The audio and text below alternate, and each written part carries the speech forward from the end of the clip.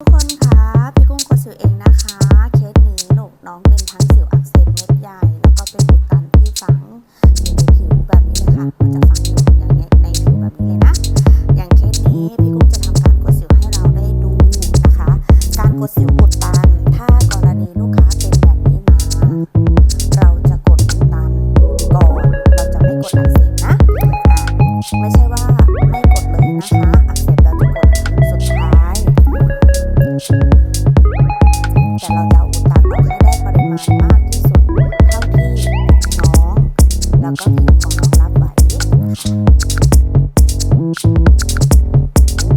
เพราะว่าอะไรรู้ไหมเพราะว่าถ้าเราไปกดในเรื่องของอักเสบเลยเดี๋ยวน้องทนไม่ได้เราก็จะไปต่อเรื่องของ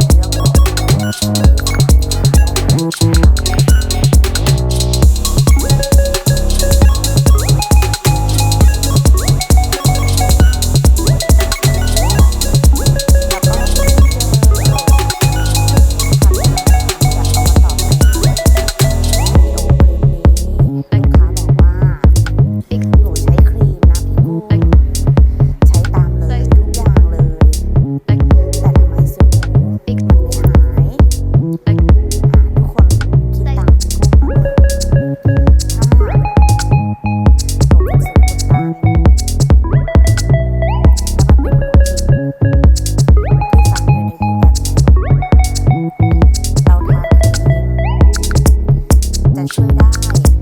ก็คือสร้างผิวของเราให้แข็งแรงลดการอักเสบของผิวได้แต่ว่าสิวอุดตันที่ฝังอยู่ในผิวมัน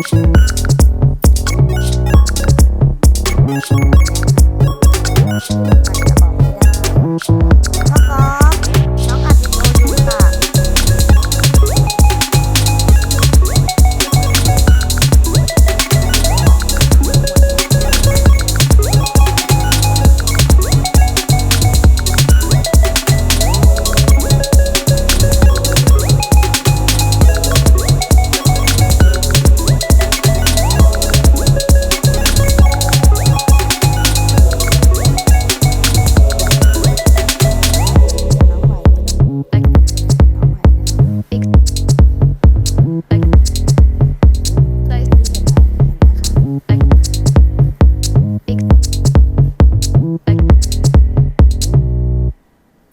ที่พี่กุ้งบอกว่ากรีดผิวให้ตึงๆ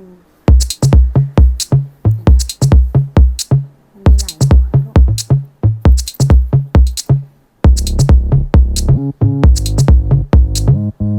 ได้ยังไงถ้าเราไม่เอาหัวมันออกพอเราเอาปุ๊บยุบปั๊บเลยตรงนี้นะค